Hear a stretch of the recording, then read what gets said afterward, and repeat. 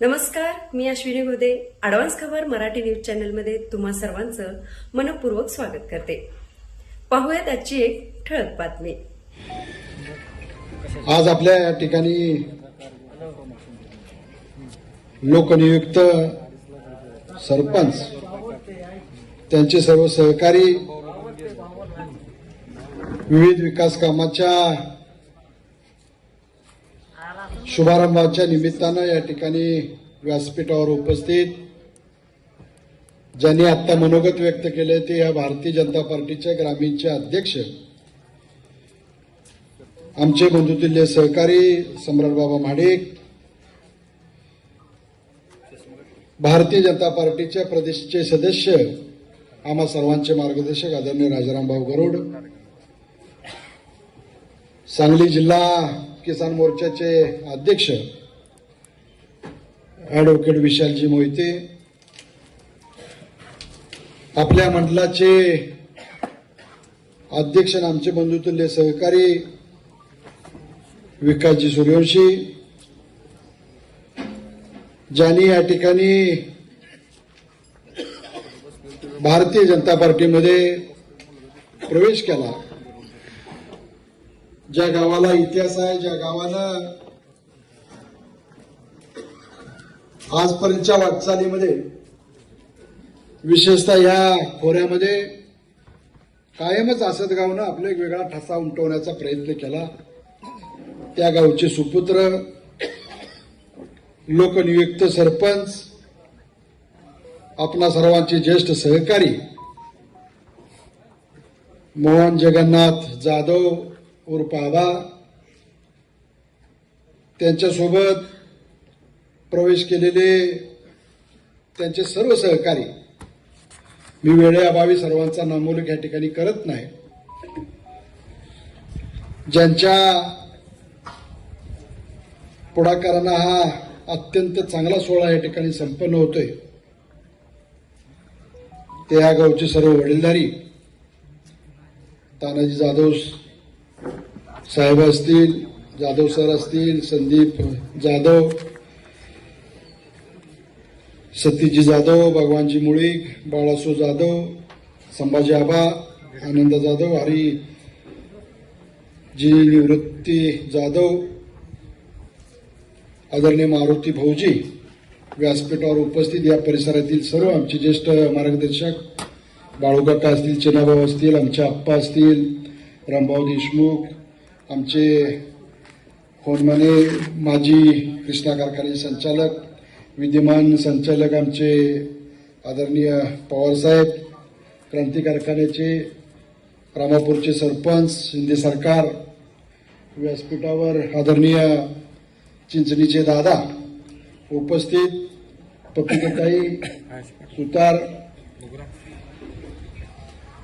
या गावचे सर्व आमचे तरुण सहकारी, या कार्यक्रमाच्या निमित्तानं या ठिकाणी उपस्थित असणारे या परिसरातील सर्व वडीलधारी नेते, तरुण सहकारी, बंधू भगिनी आणि पत्रकार मित्रांनो,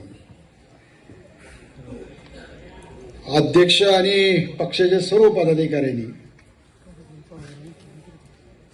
आबा आणि त्यांचे सर्व सहकारी यांचा भारतीय जनता पार्टीमध्ये प्रवेश केल्याबद्दल त्यांचं स्वागत केलं आणि खऱ्या अर्थानं आमचे सहकारी चांगलं काम करतील. मला एका गोष्टीचा मनापासून आनंद आहे, जो पक्ष देशात, राज्यात, गावात सगळ्यात मोठा पक्ष जर कोणता असेल तो भारतीय जनता पार्टी, आणि त्या पक्षाचे एक आपण सामान्य सभासद, कार्यकर्ते आहोत, याचा खूप मोठा अभिमान आहे. आणि म्हणून या परिसरामध्ये भारतीय जनता पार्टीच्या सुरुवातीच्या काळामध्ये ज्यांचा आदरणीय राजारामभाऊंनी या ठिकाणी उल्लेख केला की ज्यावेळी ते अध्यक्ष होते त्यावेळी गावागावामध्ये फिरून खिशात पावती पुस्तक घेऊन देतील तेवढा पैसा एकत्र करायचा, भारतीय जनता पार्टीचा असणारा कारभार चालवायचा किंवा त्याचा प्रसारण प्रचार करायचा.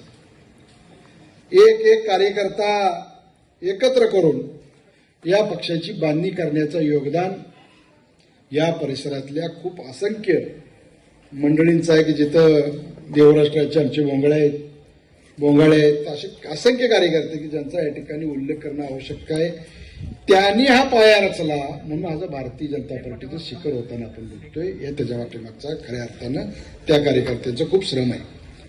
आणि म्हणून आज या ठिकाणी कार्यक्रम होत असताना आपण भारतीय जनता पार्टीमध्ये प्रवेश केला. मी नम्रपूर्वक आपल्याला या ठिकाणी सांगू इच्छितो, भारतीय जनता पार्टी ही कुणाची मक्तेदारी नाही. भारतीय जनता पार्टी हा कार्यकर्त्यांचा पक्ष आहे. भारतीय जनता पार्टी जसं वकील साहेबांनी सांगितलं,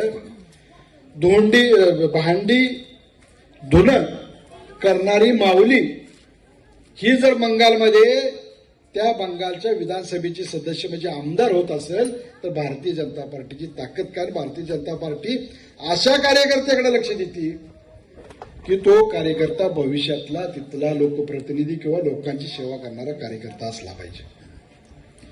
आणि त्याच्यामुळे आम्ही जरी तुम्हाला प्रवेश घ्यायला जरी आलो असलो, आज वकील साहेब किसान मोर्चाचे अध्यक्ष आहेत, भाऊ प्रदेशचे सदस्य आहेत, मी पण प्रदेशचा सदस्य आहे. मी जरी असलो तरी या व्यासपीठावरच्या समोरचा कोणी व्यक्ती उद्याच्या काळामध्ये विधानसभेचा लोकसभेचा उमेदवार झाला तर आश्चर्य वाटायची गरज नाही. हा भारतीय जनता पार्टी पक्ष.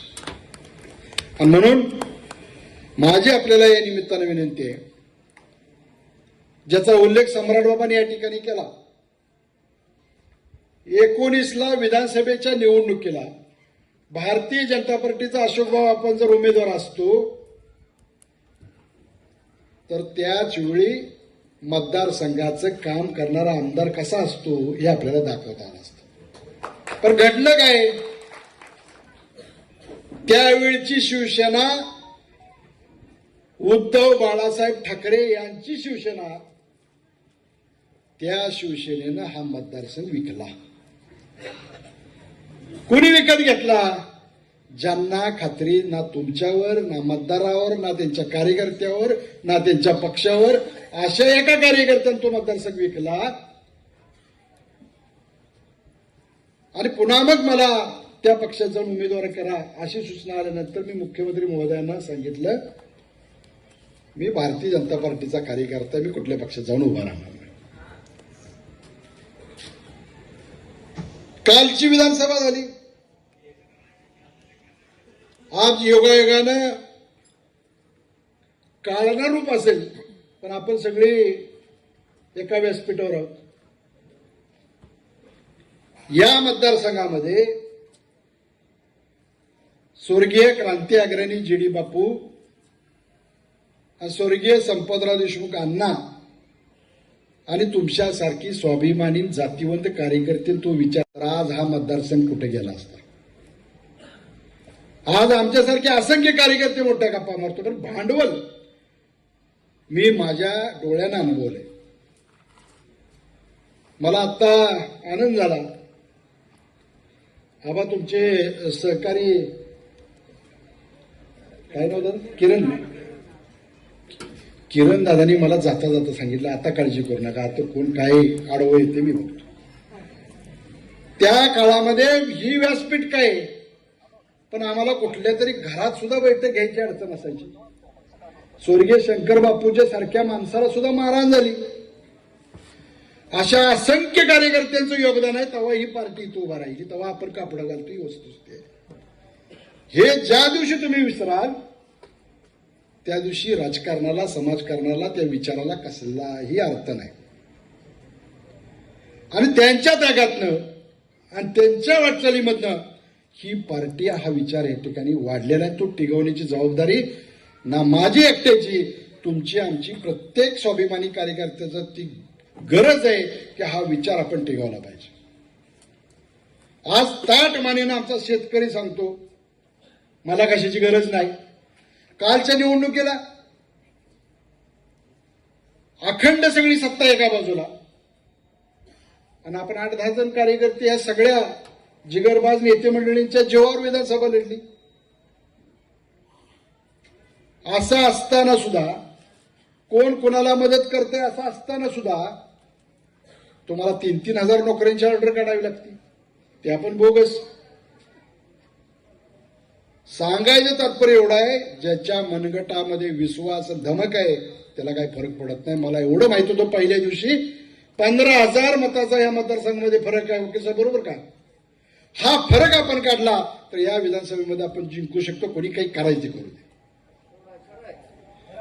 असंख्य पैशांची वाट लागली आहे. तुम्हाला तुमच्या मतदारसंघामध्ये,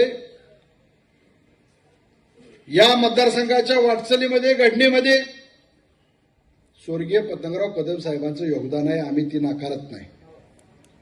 तुमचं योगदान काय? तुमचं योगदान तुम्ही राज्यमंत्री असताना दाखवायला पाहिजे होतं. 5-5, 6-6 खाती तुमच्याकडे होती. त्यावेळी तुमच्याकडे सहकार होतं, कृषी होतं, महसूल, सगळी खाती तुमच्याकडे होती. अवकाळी 5 पाऊस झाला, आमच्या शेतकऱ्यांचं नुकसान झालं, द्राक्ष बागा गेल्या, तरकारी संपली, पशुधनाचं नुकसान झालं. आम्हाला पैसे किती मिळाले? आज शक्तीपीठाचा विषय निघाला की तुम्हाला कामच नाही म्हणून काहीतरी चर्चा करत बसायचं, लोकांची माती वेवळकवायची. मी तुम्हाला जबाबदारीनं, खात्रीशीर पत्रकार महोदयांना पण सांगतो, हे कोण काय म्हणतं याला अर्थ नाही. काल भाषण केल्यानंतर लगेच उतरल्या मुख्यमंत्र्यांना निरोप दिला असेल, हे आम्हाला करावं लागतं. उद्या मत मागायचं आहे. अरे तुमच्या धमक आहे तो तुम्ही सरकारच्या दारात जाऊन बसा ना. रात्रीचं जाऊन मुख्यमंत्र्यांकडे जाऊन कॉम्प्युटर, लॅपटॉप घेऊन बसता. ह्या कॉलेजला ही मदत करा, त्या कॉलेजला ती मदत करा, ती चौकशी थांबवा.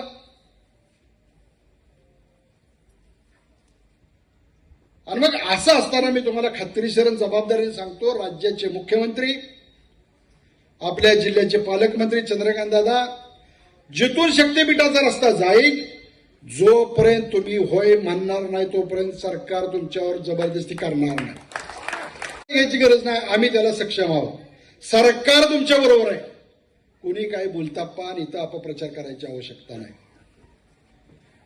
मला काय पत्रकार महोदयांनी काल फोन केला.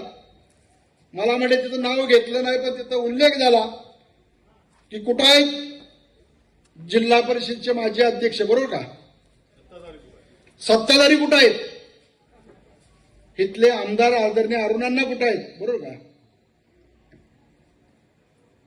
मी म्हणलं, अरे ज्यावेळी 19ला पूर आला, न लागलेल्या पायाला पट्ट्या मारून फिरला तुम्ही,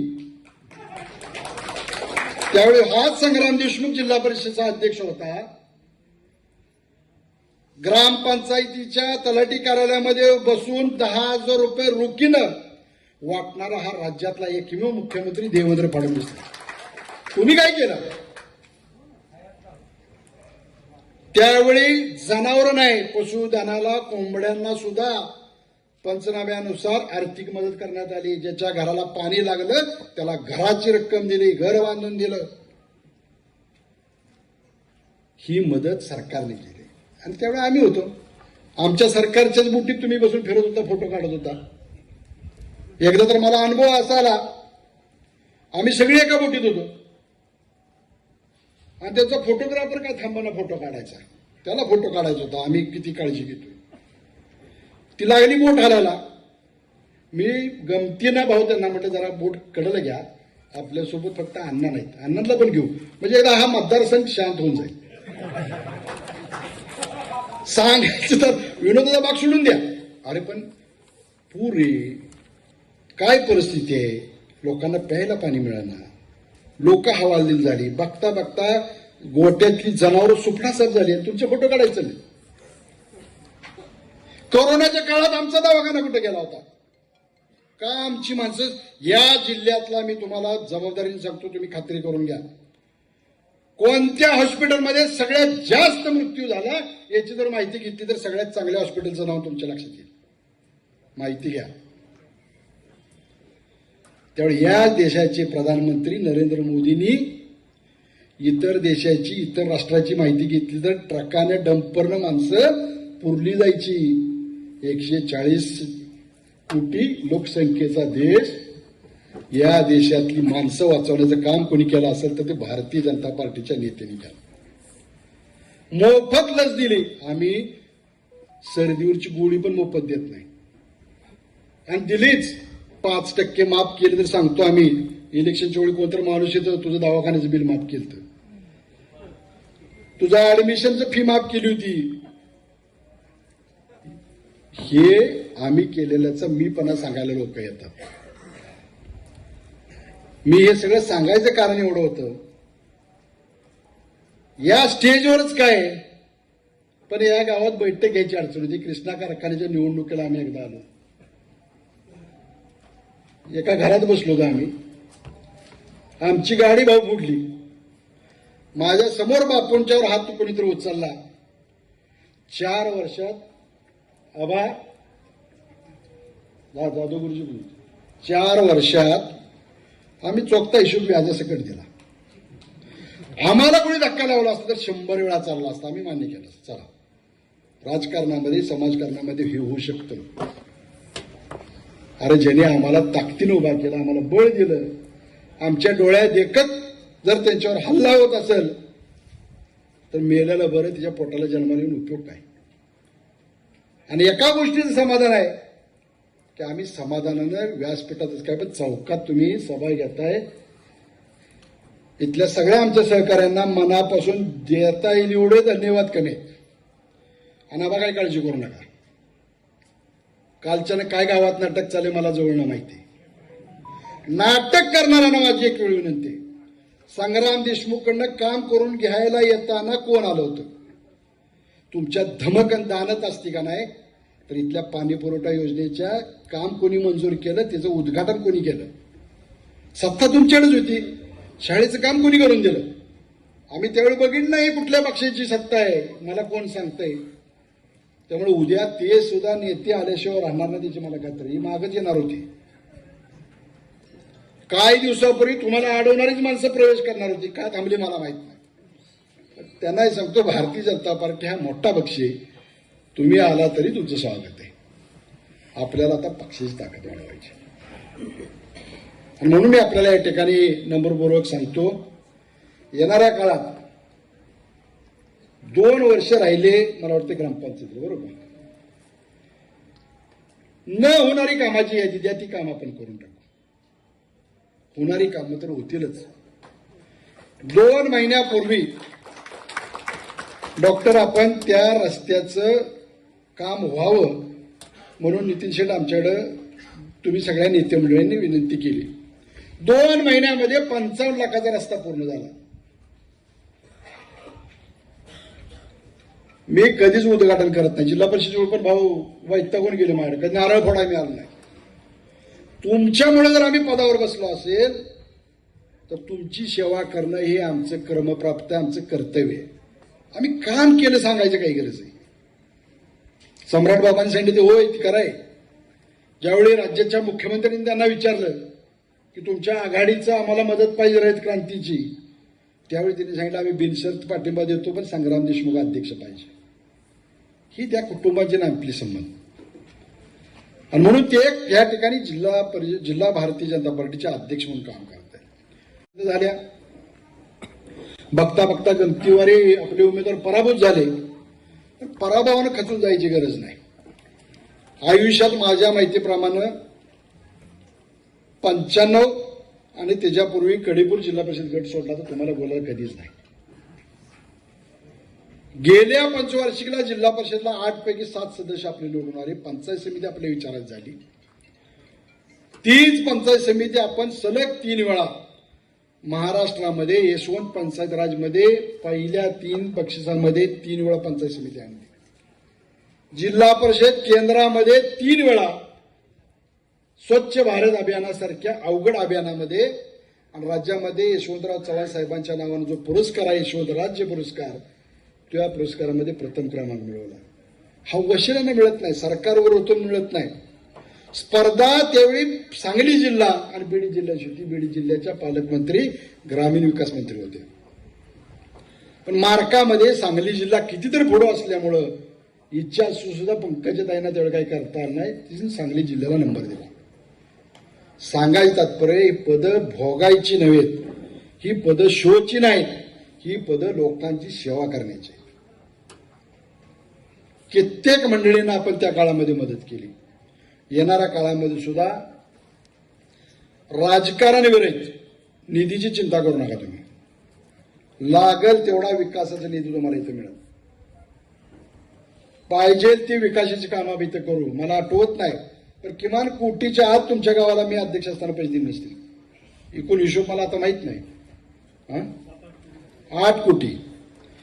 हे गाव ज्या दिवशी जन्माला आलं त्या दिवसापासून ज्याने नेतृत्व केलं त्यांनी त्यांच्या कार्यकालामध्ये 25, 30, 40 वर्षाच्या कार्यकालामध्ये 8 कोटी ह्या असाच गावाला दिला असेल तर उद्यापासून आम्ही राजकारण सोडू. गाव हायत झाल्यापासून टीका करतो याच्यातला भाग नाही. आम्हाला संधी मिळाली आम्ही ते सोनं केलं. आता कालच्या विधानसभेला सुद्धा संग्राम देशमुख आमदार नाही झाला पाहिजे ह्याची काळजी बऱ्याच जणांनी घेतली. तो आमदार झाला असता तर परत मी पेनानं सुद्धा आमदार लिहून दिले नसतं कोणाला. पण दुसरं पण तुम्हाला मी सांगतो, ज्या दिवशी जिल्हा परिषद सभागृहामध्ये आमचा सेंड ऑफ झाला, शेवटचा दिवस होता, त्या दिवशी ह्याच संग्राम देशमुखने भाषण करून सांगितलं की ह्या सभागृहात मी परत येणार नाही. अख्खं सभागृह अर्धा तास मला आग्रह करत होता, तुम्ही कुठनं बी या पण तुम्ही ह्या सभागृहात पाहिजे. मी म्हणलं मला मिळाली संधी, त्या संधीचं आपण सोनं केलं, जेवढं करता येईल तेवढं आपण काम केलं. ह्याच्यापेक्षा मी आणि काय करल याची मलाच खात्री नाही. त्यामुळे मी माझ्यापेक्षा चांगलं काम करणारा एखादा येत असेल तर त्याला आम्ही या सभागृहात पाठवू. तसंच विधानसभेला सुद्धा ज्या दिवशी मला वाटलं असतं की आता आपण थांबायचं आहे त्या दिवशी अचानक काका तुम्हाला सांगितलं असतं की उद्या विधानसभेची व्यवस्था तुम्ही करा. पदाला चिटकून बसणारा संग्राम देशमुख कार्यकर्ता नाही. राहिला भाग संग्राम देशमुखच्या समाजकारणाची राजकारणाची चिंता अजिबात करायची गरज नाही. मला मिळालेलं एक पद आहे संपतराव देशमुख अण्णांचा पोरगा आहे. दुसरं आहे जोपर्यंत तुम्ही जनता जनार्दन संग्राम देशमुखची काळजी घेताय तोपर्यंत मला काहीच फरक पडत नाही. काळजी करू. 1 लाख मतापेक्षा जास्त मतं ह्या विधानसभेमध्ये एवढ्या सगळ्या संघर्षामध्ये एवढ्या सगळ्या भानगडीमध्ये जर लोकांनी आपल्याला आशीर्वाद दिला असेल तर लोकांच्या मनात काय तुमच्या लक्षात येतं. तेव्हा समाजकारण करत असताना तो पांढरे कपडे घालतोय, ती निळी घालतोय, तो पुढे जातोय, त्याच्याकडे 4 चाकी गाडी, हा धंदा बंद करा. जोपर्यंत एक वाक्यता एकजुटी राजकारण थोडं बाजूला ठेवा. निवडणुकीच्या वेळी आपण ताकदीनं राजकारण करू. विकासाचं राजकारण करायला बघा, लोक तुम्हाला डोक्यात घातल्याशिवाय आनंद आहे. आणि ते करण्याच्या दृष्टीनं जे आपल्या सोबत येतील त्यांना आपण या ठिकाणी सोबत घ्यावं अशी पण या ठिकाणी मी आपल्या नम्रपूर्वक विनंती करतो. आबा आपल्यासारखा ज्येष्ठ नेता या सगळ्या आमच्या सहकाऱ्यांच्या सोबत, काही मंडळी आमची तुमच्यापेक्षा वयानं जास्त असतील, काही बरोबरीचे असतील, काही लहान असतील. ज्यांनी वक्त्यांनी भाषण केलं त्यांचे वक्तव्य ऐकत होतो, किती आवेशपूर्ण आणि वेदनादायी होतं. ज्याने या पार्टीमध्ये 15 वर्ष काम केलं त्यांचा जर सन्मान उचित प्रकारे राखला जात नाही तर ती पार्टी कधीही उदयास येऊ शकत नाही. दुर्दैवानं आज काँग्रेस असंच झालंय की कार्यकर्त्याला किंमत नाही. जो चाटुकरी करतो, चमचा आहे त्याला किंमत, आपल्या भोवती कोंडळा असतं त्याला किंमत. आणि दुर्दैवानं काँग्रेसची जी अवस्था या देशामध्ये झालेली आहे तीच अवस्था आज या आसादमध्ये दिसून येते. आज मोठ्या संख्येनं कार्यकर्त्यांनी या ठिकाणी प्रवेश केला. प्रवेशाची कारण वेदनादायी असतील, परंतु भारतीय जनता पक्ष असा पक्ष आहे की जो प्रत्येक कार्यकर्त्याला न्याय देण्याचं काम करतो. छोट्यातला छोटा कार्यकर्ता, पश्चिम बंगालचं उदाहरण पाहिलं तर 3 महिलांना, अशा महिलांना तिकीट दिली होती ज्या खरोखर विक्टीम होत्या, बलात्काराने पीडित होत्या. एक तरी महिला अशी होती जी भांडी घासत होती, तिला आमदार केलं. भारतीय जनता पार्टी ही कार्यकर्ता बेस पार्टी आहे. भारतीय जनता पार्टी कुठल्या घराणेशाही बेस असलेली पार्टी नाहीये. आम्हालाही वेदना होता जेव्हा आम्ही बघतो या सोनेरा खोऱ्यामध्ये ओबीसीचं आरक्षण डावलून वर्षानुवर्ष ओपन असलेली माणसं ओबीसीच्या जागावरती येऊन संविधानाचा हक्क असणाऱ्या ओबीसीच्या हक्कावरती गदा आणतात. आणि हीच माणसं जेव्हा नवी दिल्लीमध्ये संसदेमध्ये संविधान बचावची भाषा करतात तो आमच्यासारख्या कार्यकर्त्याला सुद्धा वेदना होतात. काय चाललंय? एकीकडे म्हणायचं की आरक्षण धोक्यात आहे, संविधान खतरे में आहे, आणि जेव्हा हीच अवस्था जेव्हा हिरे खोऱ्यामध्ये येते तेव्हा संविधान कुठे जातं? या ठिकाणी संविधानाची परिभाषा बदलली जाते. अशा प्रकारे संविधानाचा घात कुठे होत असेल तर या सोनीरा खोऱ्यामध्ये होतोय. दुसऱ्याने केलेल्या कामाचं उद्घाटन करण्याचे व्यस्त असलेले आमदार मध्यंतरी बघितलं आपण, एक रेल्वेचा पूल होता, उड्डाण पूल होता, पणूस म्हणला, त्याचं उद्घाटन आमदार साहेबांनी केलं. असंख्य केंद्राच्या योजना आहेत, राज्य सरकारच्या योजना आहेत, आपल्या नावावरती खपून त्याला थुका लावून उद्घाटन करण्याचं काम या ठिकाणी स्थानिक आमदार करत आहेत. दुर्दैवानं हा सगळा परिसर घराणेशाहीचा बळी गेलेला आहे. सामान्य कार्यकर्त्याने वर्षानुवर्ष काम केलं तर न्याय दिला जात नाही. जर न्याय देत असेल तर आमचं एकच घर, एकच कुटुंब, जणू पाण्यात पोरगं जन्मलं त्याचं नामकरण साहेब, दादा, भैया करून मोकळे होतात आणि इथला सामान्य कार्यकर्ता वर्षानुवर्ष काम करतोय, त्यांच्यावरती निष्ठा ठेवून काम करतोय, पण त्याला कुठे दाद दिली जात नाही, पुढं चल म्हणलं जात नाही. काय हरकत होती व या ठिकाणी पंचायत समितीची निवडणूक होती, ओबीसी कार्यकर्ते नाहीत का? विरोधी पक्षामध्ये ओबीसी कार्यकर्ते नाहीत का? कुठल्याही एका कार्यकर्त्याला चल उठ बाबा, तुझ्या पाठीची थाप देतो आणि इलेक्शनला उभा राहा, उद्या तू या कडेगाव पंचायत समितीचा सभापती होशील, उपसभापती होशील. पण नाही चाललं त्यांना. कुठून तरी ओबीसी दाखला आणलाच आणि आपल्या घराण्यातला एक माणूस त्या ठिकाणी बसवला. ही घराणेशाही जर मोडीत काढायचं असेल तर भारतीय जनता पार्टीशिवाय कुठलाही पर्याय नाही. भारतीय जनता पार्टी असा एकमेव पक्ष आहे की आज तुम्ही बघाल राष्ट्रीय अध्यक्ष त्यांचं नाव नितीन नवीन, प्रदेशाचे अध्यक्ष आमचे चव्हाण साहेब आणि आता जिल्ह्याचे अध्यक्ष आपले सम्राट बाबा महाडिक, कुठल्याही घराणेशाहीचे नसलेले हे सगळे नेते आहेत, स्वतःच्या कर्तृत्वावर मोठे झालेले नेते आहेत. त्यामुळे खऱ्या अर्थानं कार्यकर्त्याला न्याय जर कुठे मिळत असेल तर तो भारतीय जनता पार्टीमध्ये मिळत असेल. जनता पार्टी हा पक्ष मोठा आहे, ती संघटन मोठे आहे, प्रत्येकाला या ठिकाणी समाविष्ट केलं जाईल, प्रत्येकाला या ठिकाणी न्याय दिला जाईल, प्रत्येक हाताला काम दिलं जाईल. ते हात जे वर्षानुवर्ष फक्त गुलामगिरी आणि सलाम करत होते त्यांना खऱ्या अर्थानं देशभक्तीचं काम जर कुठं मिळत असेल ते भारतीय जनता पार्टीमध्ये मिळत असेल. अशा की बंगाल झालं, आसाम झालं, पॉंडिचेरी झालं, ह्याचं वादळ कुठं आसाममध्ये आलंय का? आज आपण एवढ्या मोठ्या संख्येने या ठिकाणी उपस्थित आहात. हीच पोस्ट असेल तर लोकनियुक्त सरपंच भारतीय जनता पार्टीमध्ये प्रवेश केला म्हणजे अख्ख्या गावाने भारतीय जनता पार्टीत प्रवेश केला. मी ज्यावेळी भारतीय जनता पार्टीचं जिल्हाध्यक्ष म्हणून काम सम्राट बाबा चालू केलं त्यावेळी पत्रकार साहेब मला म्हणे तू सोनेरा खोऱ्यात फिरकून तुला माणूस सुद्धा मिळाला नाही भाजपचं काम करायला. पण त्या काळात या गावात 2 कार्यकर्ते मला भेटले. एक जानकर नावाचा कार्यकर्ता आबासाहेब जानकर, तो शिवसेनेचं काम करायचा, आणि संपत जाधव नावाचा एक कार्यकर्ता भारतीय जनता पार्टीचं काम करायचा. 2च कार्यकर्ते होते गावात पण जिद्दीनं काम करायचे. आणि दीपक बाबा 2 लोकसभा असतील, अजितराव घोरपड्यांची लोकसभा असेल, कारण लोकसभेला फक्त कमळाचं चिन्ह मिळालं, विधानसभा इथली शिवसेनेच्या वाट्याला होती, त्यामुळे विधानसभा लढायचा कधी प्रसंग आला नाही भाजपला. पण या गावात माझ्या माहितीनं त्या काळात 350, 250, 290, 400 मतं 2 कार्यकर्ते लोकसभेला कमळाच्या चिन्हावर आणत होते. आज मला याचा अभिमान आहे की अख्खं गावच भाजपमध्ये आलं. त्यामुळं हा भारतीय जनता पार्टीचा कडेगाव तालुक्यातला सुवर्ण अक्षरानं लिहिण्याचा क्षण आहे की यापासून इराक खोऱ्यातलं जिथं भाजपला पाय ठेवायला जागा नव्हती ते अख्खं गाव भारतीय जनता पार्टीत आलं. म्हणून मी सरपंचांचं पहिल्यांदा या भारतीय जनता पार्टीत स्वागत करतो. आता कुणीतरी प्रश्न उपस्थित केला, संग्राम भाऊनी एवढी विकास कामं जिल्हा परिषदच्या माध्यमातून दिली. भारतीय जनता पार्टी पंचायत से पार्लमेंट लेकर सबका साथ सबका विकास करणारी ही भारतीय जनता पार्टी आहे. आज काही जणांच्या डोक्यात हवा आहे की जिल्हा परिषदमध्ये आमची सत्ता आहे, काही जणांच्या डोक्यात हवा आहे की खासदार आमचा आहे. अरे पण या जिल्ह्याचा पालकमंत्री हा भारतीय जनता पार्टीचा आहे आणि जिल्हा परिषदेला निधी देणारा हा पालकमंत्रीचा आहे. त्यामुळे वाढप्या आपला आहे. तुम्ही भारतीय जनता पार्टीत प्रवेश केलाय. या गावातलं संग्राम भावानी मी एक सुद्धा काम तुमचं शिल्लक ठेवणार नाही. आता कुणीतरी तालमीचा प्रश्न उपस्थित केला, आमचे सम्राट बाबा पैलवान आहेत, ते तालमीची घोषणा त्यांच्या भाषणात करणार आहेत. त्यामुळे तालमीची सुद्धा तुम्ही काळजी करू नका.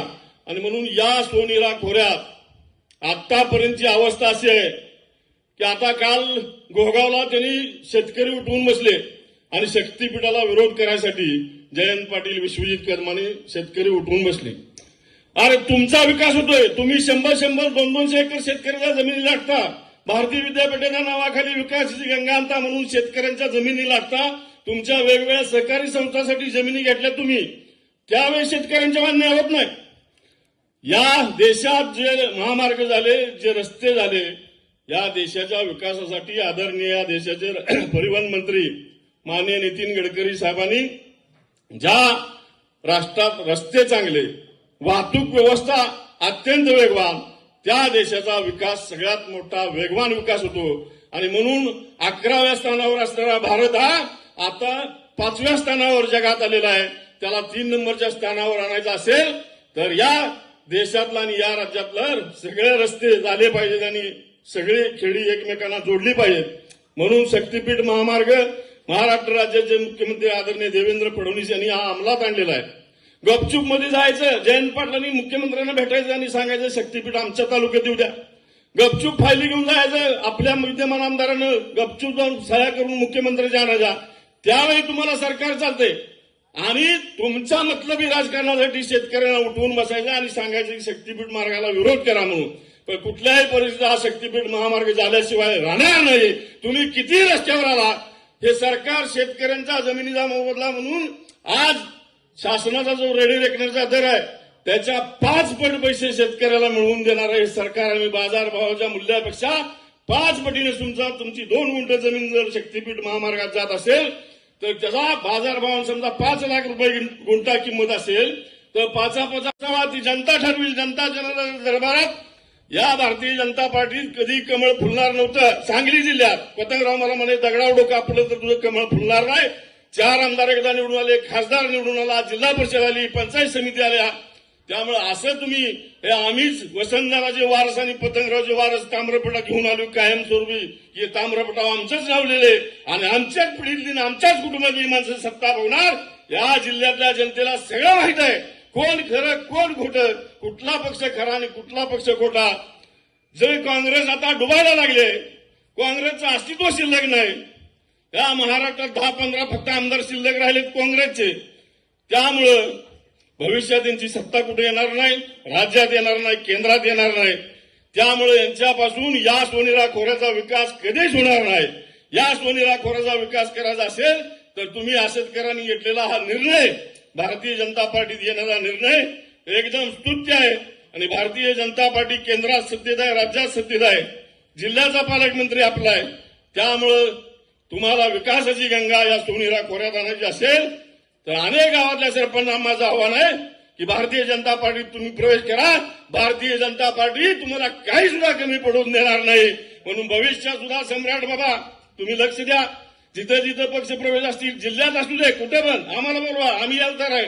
पण सगळा जिल्हा भारतीय जनता पार्टीमय करून टाकूया आणि येणाऱ्या निवडणुकीत यांना भाजप काय चीज आहे हे दाखवल्याशिवाय तुम्ही आम्ही स्वस्थ बसायचं नाही. असा एक धोरणात्मक निर्णय पार्टीचा करूया आणि या जिल्ह्यातल्या सर्वसामान्य गोरगरीब माणसांना या केंद्राच्या सरकारच्या योजना, या राज्य शासनाच्या योजना गोरगरीब दीनदलित पिढी शोषित माणसाच्या दारापर्यंत न्यायचं काम तुम्ही आम्ही करूया. एवढंच या निमित्तानं मी सांगतो. आणि पुन्हा एकदा सगळ्यांनाच विनंती करतो, या सोनेरा खोऱ्यातल्या माणसांनी दहशतीखाली, त्यांच्या ह्याच्याखाली कशातही तुम्ही दबावाखाली राहू नका. आम्ही सगळे तुमच्या पाठीशी आहोत. फक्त या सोनेरा खोऱ्यात एकदा चमत्कार घडवा, बदल घडवा. बदल घडवणारी माणसं तुम्हीच आहे. इथं मत द्यायला, मतपेटीतनं मत द्यायला काय इंग्लंड, अमेरिका, चीन, फॉरेनवरनं बनावट माणसांना शिक्क मारत नाहीत. पश्चिम बंगालमध्ये जसे ममता बॅनर्जी बांगलादेशातले घुसखोर आणले होते, 92 लाख घुसखोर एसआयआरच्या खाली हाकलून दिले. आणि आज भारतीय जनता पार्टीचं पश्चिम बंगालमधलं स्वप्न, ज्या श्यामाप्रसाद मुखर्जींनी भारतीय जनता पार्टीची स्थापना केली, त्या श्यामाप्रसाद मुखर्जींचं काश्मीरसाठी बलिदान झालं. त्या श्यामाप्रसाद मुखर्जींच्या पश्चिम बंगालमध्ये आज खऱ्या अर्थाने भारतीय जनता पार्टीची सत्ता आली आणि तीच गरीब डॉक्टर श्यामाप्रसाद मुखर्जींना भारतीय जनता पार्टीनं वाहिलेली श्रद्धांजली. पश्चिम बंगालमध्ये भाजप जिंकलं की ईव्हीएम घोटाळा, केरळमध्ये काँग्रेस आल्या मग ईव्हीएमवर घोटाळा नाही, तमिळनाडू टीव्हीके पक्ष जिंकला तिथं ईव्हीएम मध्ये घोटाळा नाही. फक्त काँग्रेस जिथं जिथं हारली की तिथं ईव्हीएमच्या मशीनच्या नावानं बोंबाबोंब करायची, एवढी एकमेव सवय या काँग्रेस पक्षाला लागले. म्हणून यांचं नामो निशान, जसं ज्या जनता दलानं या देशाला 4 पंतप्रधान दिले, व्हीपी सिंग, देवेगौडा, गुजराल असे 4 पंतप्रधान ज्या जनता दलाने दिले ते जनता दल आता शोधून सुद्धा सापडत नाही. त्या जनता दलाचे एक दिल के तुकडे हुए हजार, कोई या गिरा कोई वहा गिरा, अशी काँग्रेस पक्षाची अवस्था झाली. हे फक्त काँग्रेसचं बी आपल्या मतदारसंघात शिल्लक आहे. हे काँग्रेस एकदा रानातनं उपटून काढूया, यासाठी तुम्ही आम्ही सगळ्यांनी सज्ज होऊया. एवढी ज्या पक्षप्रवेशानिमित्तानं तुम्हाला सगळ्यांना विनंती करतो आणि थांबतो. जय हिंद, जय महाराष्ट्र. छत्रपती शिवाजी महाराज की, भारतीय जनता पार्टीचा, भारतीय जनता पार्टीचा, भारतीय जनता पार्टीचा. आज आपल्या गावामध्ये मोठ्या थाटामाटामध्ये पक्षप्रवेशाचा जाहीर कार्यक्रम आज पार पडलेला आहे आणि या ठिकाणी ज्यांनी प्रवेश केला ते ह्या गावचे प्रथम नागरिक आदरणीय मोहनआबा जाधव आणि त्यांच्या सर्व सहकार्यांनी या ठिकाणी प्रवेश केला. प्रथमतः त्यांचं सर्वांचं जिल्हाध्यक्ष नात्यानं भारतीय जनता पार्टीमध्ये आपल्या सर्वांचं सहर्ष स्वागत या ठिकाणी करतो. आणि आजच्या कार्यक्रमाला खऱ्या अर्थानं ज्यांच्या मार्गदर्शनाखाली हा कार्यक्रम पार पडतोय ते आमचे बंधू आदरणीय संग्रामभाऊ देशमुख या ठिकाणी व्यासपीठावर उपस्थित आहेत. या जिल्ह्याचे माजी जिल्हाध्यक्ष आदरणीय राजारामजी गरुड, या ठिकाणी आमचे जिल्ह्याचे किसान मोर्चाचे अध्यक्ष विशालजी मोहिते या ठिकाणी उपस्थित आहेत. या मंडळाचे अध्यक्ष आदरणीय विकासजी सूर्यवंशी, अशोकरावजी साळुंखे, अंकुजी जाधव, तानाजी जाधव, त्याच पद्धतीनं राजारामजी पाटील, वैभवजी पवार या ठिकाणी आदरणीय सुतारताई या ठिकाणी उपस्थित आहेत. रामभाऊ देशमुख या व्यासपीठावर उपस्थित आहेत. सर्वच सन्मानी व्यासपीठ समोर उपस्थित असलेले आपल्या असदगावचे सर्व सुज्ञ नागरिक, युवक बंधू, पंचक्रोशीतून आलेले आमचे भारतीय जनता पार्टीचे प्रमुख कार्यकर्ते, पदाधिकारी बंधूंनो, खरं तर या ठिकाणी मला ही यायला उशीर झाला. संयोजकांची दिलगिरी व्यक्त करतो, कारण एक 6:30चं लग्न होतं, ते तांदूळ पडले भाऊ 7:30ला, त्यामुळे निघायला वेळ झाला. कारण आता नवीन ट्रेंड सुरू आहे माहिती आहे, गुरुज मुहूर्तावर लग्न घ्यायचं, सगळा विधी अगोदरच उरकायचा, संध्याकाळी मुहूर्ताचा पत्ता लागत नाही. म्हणून खऱ्या अर्थानं या ठिकाणी यायला उशीर झाला, दिलगिरी व्यक्त करतो. परंतु या ठिकाणी खरोखर आनंद आहे. या ठिकाणी कडेगाव सारख्या तालुक्यामध्ये असद गावचे सरपंच या ठिकाणी भारतीय जनता पार्टीमध्ये येतात, म्हणजे ह्याचा अर्थ हाच आहे की ज्या ठिकाणून तुम्ही या ठिकाणी आलेला आहात, तुम्ही फार मोठ्या अपेक्षेनं भाऊ ही मंडळी आलेली आहेत.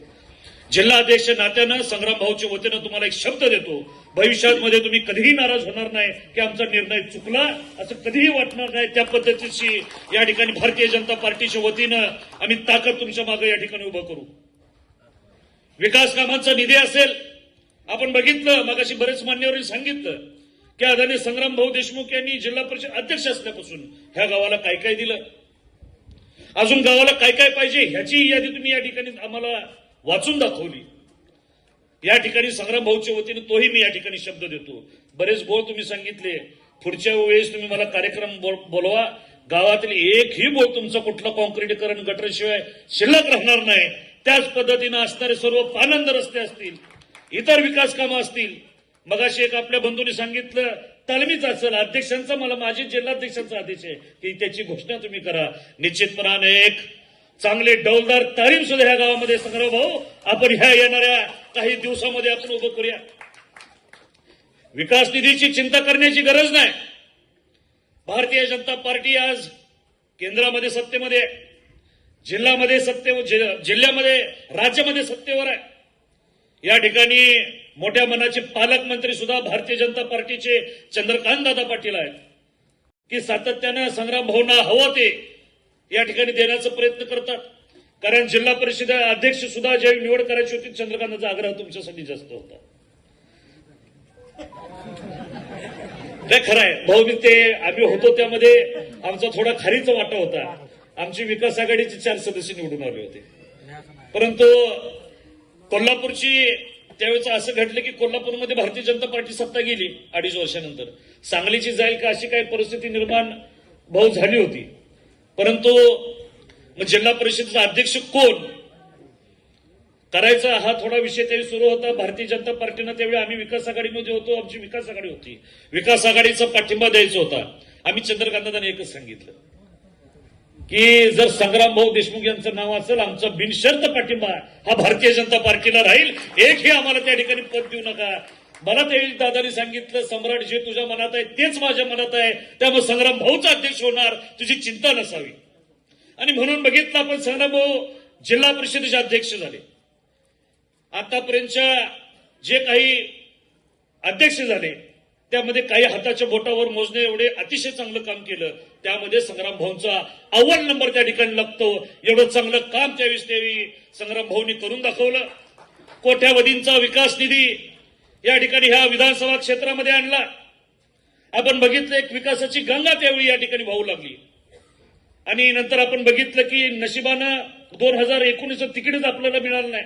हा मतदारसंघ सुटला शिवसेनेला आणि मग भाऊंनी न लढण्यास निर्णय घेतला. त्यांनी मला आठवतंय देवाभाऊंना सांगितलं की मी कुठल्याही पक्षातला लढणार नाही, मी हा भारतीय जनता पार्टीचा मी कार्यकर्ता आहे आणि लढलो तर मी भारतीय जनता पार्टीचं तिकीट द्या, अन्यथा मला तिकीटच नको. म्हणून भाऊ तुम्ही माघार घेतली. अन्यथा 2019लाच असणाऱ्या पलूस कडेगाव मतदारसंघावर कमळाचा झेंडा भाऊ फडणवीसशिवाय राहिला नसता, ही परिस्थिती त्यावेळीची सुद्धा होती. परंतु आपण बघितलं की जे जनतेचे मानत होतं, कार्यकर्त्यांचे मानत होतं, ते घडलं नाही. आपण बघितलं नोटासारख्या सुद्धा बटनावर माझ्या मते 28-30 हजार मतं पडली. म्हणजे लोकांचं कौल काय होतं हे तुम्ही बघायला पाहिजे होतं. परंतु भारतीय जनता पार्टी, चंद्रकांत दादांचं मी तुम्हाला सांगितलं विशेष प्रेम, देवाभाऊंचं विशेष प्रेम संग्राम भाऊंवर होतं. मग नशिबानं पुन्हा एकदा त्यांनी संधी विधान परिषदेवर पदवीधरची त्या ठिकाणी मिळाली. काही थोडक्यामध्ये त्या ठिकाणी पराभव झाला, परंतु भाऊ खचले नाही. सातत्यानं ह्या असणाऱ्या जनतेबरोबर त्यांची नाळ जोडली गेली होती. सातत्यानं जनतेमध्ये राहिले आणि पुन्हा एकदा 2024ची निवडणूक लढली, परंतु 10-12 हजार मताचा फरक पडला. अन्यथा ह्यावेळी सुद्धा आपलं या ठिकाणी कार्यकर्त्यांचं स्वप्न, या तालुक्यातील ह्या मतदारसंघातील कार्यकर्त्यांचं स्वप्न पूर्ण झालं असतं. आणि म्हणून खऱ्या अर्थानं एक मोठी लढाई आपल्याला येणाऱ्या काळामध्ये करायची आहे. 2029ची तयारीला सुरुवात करायची आहे. पुन्हा एकदा या ठिकाणी परिवर्तन आपल्याला घडवायचं आहे आणि याची सुरुवात असतपासून झाली सरपंच साहेब असं म्हणायला काय हरकत नाही. या ठिकाणी आवर्जून मला सांगायचं आहे. आणि म्हणून या ठिकाणी राज्याचे कोणत्याही योजना असतील, ह्या गावासाठी, ह्या मतदारसंघासाठी संग्राम भाऊ चांगल्या पद्धतीनं राबवतील. मग पालकमंत्र्यांचा आपण असणारा डीपीडीसीचा निधी असेल, आज संग्राम भाऊ सुद्धा डीपीडीसीवर आहेत, मीही डीपीडीसीवर आहे. संग्राम भाऊंना त्यांचा निधी कमी पडला तर भाऊ माझा सुद्धा डीपीडीसीचा निधी तुम्हाला देतो. परंतु या ठिकाणी असणाऱ्या लोकांची कामं चांगल्या पद्धतीनं झाली पाहिजे, यासाठी आपण प्रयत्न करूया. आणि निश्चितपणानं तुम्हाला जे जे हवं ते आम्ही देण्याचा प्रयत्न करणार आहे. या ठिकाणी असणाऱ्या नवीन कार्यकर्ते आपल्या पक्षामध्ये आलेले आहेत. कोणी मंडळावर तुमची निवड केली जाईल, तुम्ही नावं संग्राम भाऊंच्याकडे द्या. कोणी जिल्ह्यावर करू, कोणी राज्यावर करू. आणि शासन आपलं आहे, जिल्ह्याच्या असणाऱ्या शासकीय कमिटीवर सुद्धा भाऊ काही नावं आपण या ठिकाणी घेऊयात की जेणेकरून कार्यकर्त्यांना बळ मिळणार आहे, लोकांना कार्यकर्त्यांना लोकांची कामं करायला सोपं जाईल. ह्या पद्धतीनं तुम्हाला ती ताकद आम्ही निश्चितपणाने आम्ही तुम्हाला देऊ. या ठिकाणी तुम्ही बघा की ज्या पक्षामध्ये तुम्ही प्रवेश केलाय तो पक्ष काय एका जिल्ह्यातील, राज्यातील, देशातील नव्हे तर जगातील 1 नंबरचा पक्ष, सर्वात मोठा पक्ष म्हणून भारतीय जनता पार्टीकडे बघितलं जातं. आपण बघा भारतीय जनता पार्टीची घोडदौड ह्या देशामध्ये कशी सुरू आहे. या भारतीय जनता पार्टीचे प्राथमिक 18 कोटी सदस्य सरपंच, 18 कोटी लोक ह्या देशामध्ये भारतीय जनता पार्टीचं सक्रिय पद्धतीनं काम पाहतायत. आपण बघतोय की आता तुम्ही जर भारताचा जर संपूर्ण नकाशा बघितला तर 4, 5, 6 राज्य जर सोडली तर प्रत्येक ठिकाणी आज भारतीय जनता पार्टीची सत्ता त्या ठिकाणी आलेली आहे. मला सांगा बघून का ज्या त्या राज्यातील निर्णय भारतीय जनता पार्टीच्या बाजूने झाला. आपण बघा बंगाल सारखं मोठं राज्य सुद्धा आपण कधीही बोलूही शकत नव्हतो की त्या ठिकाणी भारतीय जनता पार्टी आणि मोठ्या फरकाने आली. का लिहो असणाऱ्या नरेंद्र मोदी साहेबांच्यावर असणारा लोकांचा विश्वास, त्यांनी तळागाळातील सर्वसामान्य गोरगरीब जनतेच्यासाठी राबवलेल्या वेगवेगळ्या योजना, वेगवेगळे उपक्रम हे लोक पाहतायत. देश हिताचे घेतलेले मोठमोठे निर्णय आपण बघतो. 3 तलाक सारखा निर्णय घेतला. एक देश एक संविधान राहिलं पाहिजे म्हणून 370 कलम हटवलं पाहिजे, ही आपली मागणी होती, ही आपली इच्छा होती, तेही आपली पूर्ण झालेलं आपण बघितलं. या देशातील काळा पैसा बुडला पाहिजे म्हणून या ठिकाणी नोटाबंदीचा मोठा निर्णय असू दे. त्याच पद्धतीने तुमच्या आमच्या स्वप्नातील आत्ताच नव्हे तर गेल्या 500 वर्षापूर्वीपासूनचं राम मंदिराचं स्वप्न कुणी पूर्ण केलं असेल तर आदरणीय नरेंद्रजी मोदी साहेबांनी पूर्ण केलं. किती मोठी गोष्ट आहे बघा. असे कित्येक निर्णय जे लोकांना हवेत ते आदरणीय मोदीजींनी केलं. म्हणून या देशामध्ये एक वेगळ्या पद्धतीची घौडदौड ह्या भारतीय जनता पार्टीची सुरू आहे. लोक येत आहेत. आज बघतोय आपण गल्लीपासून दिल्लीपर्यंत भारतीय जनता पार्टीचं काम करण्यासाठी लोक इच्छुक आहेत. कारण ह्या राज्याचे मुख्यमंत्री आदरणीय देवाभाऊ बघा किती लोकहिताचे निर्णय घेत आहेत, लोकांसाठी अतिशय चांगल्या पद्धतीने वेळ देऊन काम करतायत. म्हणून राज्यामध्ये सुद्धा अतिशय चांगल्या पद्धतीनं आपण बघतो की वेगवेगळ्या योजनेच्या माध्यमातून आज घराघरापर्यंत भारतीय जनता पार्टी रुजतीये. आणि अशा पार्टीमध्ये आता तुम्ही आलेला आहात. तुम्हाला खरोखर आता हळूहळू समजेल की भारतीय जनता पार्टी काय आहे, त्यांचे विचार काय आहेत, त्यांची कामाची पद्धत काय आहे, ते हळूहळू तुम्हाला समजेल की आणि परत तुम्हाला वाटेल की ह्या पक्षामध्ये मी मागच 10 वर्षापूर्वी पाहिजे होतो, म्हणजे माझ्या गावाचं आणि माझंही त्यामध्ये भलं झालं असतं. हे विचार तुम्हाला सर्व मंडळींना या ठिकाणी आल्याशिवाय राहणार नाहीत. ह्या पद्धतीनं भारतीय जनता पार्टीचे विचार आहेत. भारतीय जनता पार्टी सांगते की प्रथम राष्ट्र, नंतर पक्ष आणि नंतर स्वतः. हे भारतीय जनता पार्टीचं ब्रीदवाक्य आहे. तुम्ही बघा प्रत्येक ठिकाणी तुम्हाला ते ब्रीदवाक्य भारतीय जनता पार्टीच्या बॅनरवर तुम्हाला दिसेल की पहिला देशाचा विचार करायचा आहे, बाकी कुठलाही विचार करायचा नाही. नंतर पक्षाचा विचार करायचा आहे आणि नंतर मग स्वतःचा विचार करायचा आहे. नाहीतर आपण बघतो की घराणीशाही, मगाशी बोलली बरेच या ठिकाणी मान्यवर मंडळी, की घराणीशाही वरून खालीपर्यंत भक्त भक्त घराणीशाही, आणि त्यांचं ब्रीदवाक्य उलट आहे. मी स्वतः पहिला, माझं घर, माझं कुटुंब, आणि नंतर मग असलेला पक्ष आणि मग परत देश. ह्या पद्धतीनं कामकाज आपण पाहतो. परंतु या भारतीय जनता पार्टीमध्ये असं होत नाही. सर्वसामान्य कार्यकर्त्यांना न्याय देणारा हा पार्टी आहे, ही पक्ष आहे. तुम्ही बघा आता ज्या ज्या राज्यामध्ये निवडणुका झाल्या त्या ठिकाणी ज्या ठिकाणी भारतीय जनता पार्टी नव्हती, ज्यांनी खऱ्या अर्थानं कष्ट घेतले तिथले असताना मंडलाध्यक्ष, म्हणजे मला विशेष करून सांगायचं आहे, काही बूथ अध्यक्षांना सुद्धा भाऊ तिकीट दिलं ते त्या ठिकाणी लोकप्रतिनिधी निवडून आलेले. ही उदाहरण फक्त भारतीय जनता पार्टीमध्ये असू शकतं. हे कोणत्याही पक्षामध्ये होऊ शकत नाही जे भारतीय जनता पार्टीमध्ये घडतं. आणि म्हणून अशा भारतीय जनता पार्टीमध्ये तुम्ही आलेला आहात. तुमचं सहर्ष स्वागत करतो. आणि भविष्यामध्ये जी जी ताकद लागेल, संग्राम भाऊ, मी स्वतः जिल्हाध्यक्ष नात्यानं आणि आमचा सर्व पक्ष तुमच्या पाठीमागं ज्या ज्या गोष्टीसाठी लागेल त्यासाठी आम्ही तुमच्या बरोबर राहू. हा शब्द या ठिकाणी देण्यासाठीच आम्ही आलेलो आहे. तुमच्या बरोबर आम्ही राहू एवढंच या ठिकाणी सांगतो. आज असदमध्ये परिवर्तन घडलेलं आहे. त्याच पद्धतीने तुमची जबाबदारी आहे की आजूबाजूचा परिसर सुद्धा कसा भारतीय जनता पार्टीमय होईल ह्यासाठी तुम्ही सर्वांनी प्रयत्न करावे. आणि भाऊचीही परवानगी घेतलेली की पुढच्या कार्यक्रमाला जाण्यासाठी आपल्या सर्वांची रजा घेतो. आम्हाला इथं बोलवलं.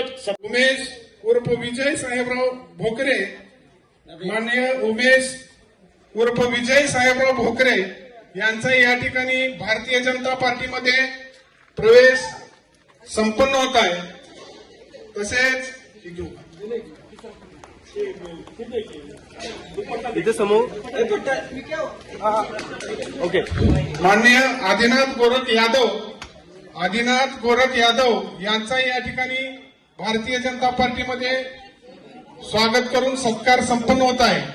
विविध कार्यकर्त्यांच्या माजी पदाधिकाऱ्यांचा त्यांचा या ठिकाणी सत्कार संपन्न झाला व त्यांचं आपल्या भारतीय जनता पार्टीमध्ये सहर्ष असं स्वागत करण्यात आलेलं आहे.